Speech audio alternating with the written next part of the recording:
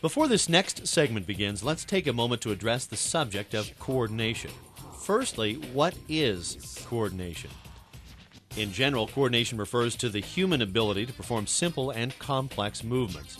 Speed, precision, rhythm, fluency, and economy of execution of the different motions are very important elements of the evaluation of coordination. Coordination takes on different forms and levels depending on these elements. From the sport-specific requirements, we can observe three distinct types of coordination based on the way each movement must be performed to be successful. 1. Precisely executed simple and complex movements. 2.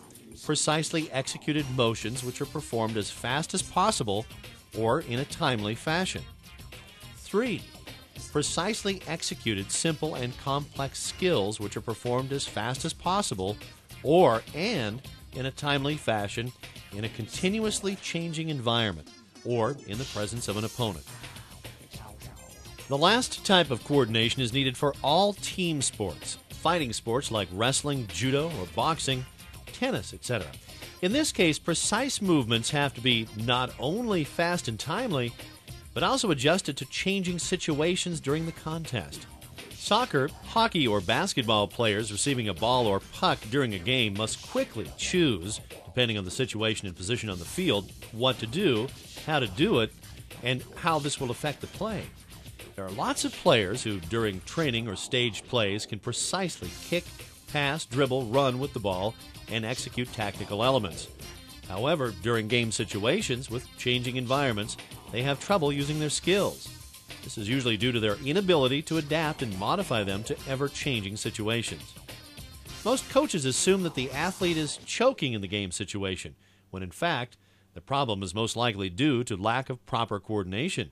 Measuring this type of coordination is quite difficult. Observation of actual performance is probably the best source of information. During training, reaction of an athlete to the introduction of a surprise may be a good indicator of what can happen in an actual game. A well-developed sense of motion is important to good coordination. This sense, in cooperation with vision and sound, allows the athlete to get information about the position of different parts of the body, tension and action of different muscles, as well as the body's spatial position and dynamics of movement, that is, speed. Athletes with a well-developed sense of motion can make corrections during the execution of movements and are able to imagine and visualize each element of very complex activities. Coordination is influenced by the genetic makeup of individuals, as well as the individual's imagination, acquired skills, and experience. During human development, coordination improves along with the state of the nervous system. Kids learn simple motions early on, and later build complex responses which can be performed precisely, fast, observing, or testing purposes. Some of the basic elements are balance, both static and in motion, standing or running, or with the use of equipment, like cycling, skiing, skating, or balance beam. Speed of reaction, from movement of parts of the body to reaction in motion, like starting, turning, stopping, and accelerating. Spatial orientation, which is awareness of changing environment in relation to your own movements or position. Ability to differentiate movements by feeling, like applying the right amount of required pressure or tension or speed. Jumping ability. Precision, fluency, and control of rhythm. Concentration and perception of time and distance. Very often the evaluation of coordination may involve more complex abilities where additional exercises are built on simple coordination, like rotating the body in the air. Coordination, like all other abilities, can be general and specific, related to precise skills or movements. There's no doubt that the high level of general coordination makes it easier to learn specific coordination. However, there is no such relation in opposite direction. So if somebody acquires perfect swimming technique without developing general coordination, they will still have a harder time learning skiing, games, gymnastics, and other sports than an athlete with well-developed general coordination, assuming that their genetic heritage is not far apart.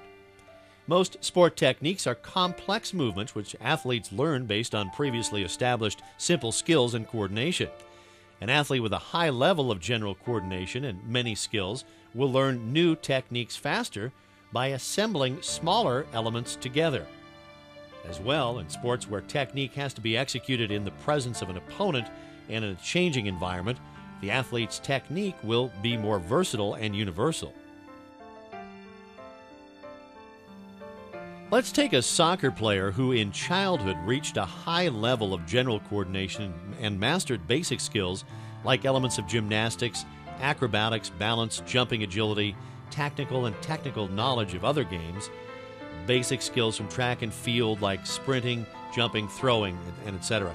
Compare him to somebody who spent this time playing soccer. Who do you think will learn technical and tactical aspects of the game quicker and more effectively? Who will be more creative in changing situations? Who will be able to react faster, turn quicker, throw farther, kick with a different part of the leg, and hit with the head in all directions and with a variety of speeds? I think you get the point. In all my years of coaching, I have consistently found that athletes with great general coordination, regardless of age, learn new techniques and correct mistakes faster and better than those who only focus on specific coordination. Really, the only way to improve coordination is by learning new skills and performing those you already know in a continuously changing environment. In learning coordination, the first step is for an athlete to master motions in a stable environment without time restrictions, focusing on improvement of precision. Now, after the skill becomes formed, they can move to learning to do it fast while maintaining correct form and adapting to different situations and environments. In the annual cycle, in early stages of accumulation, early stages of preparatory period, even highly advanced athletes should try to acquire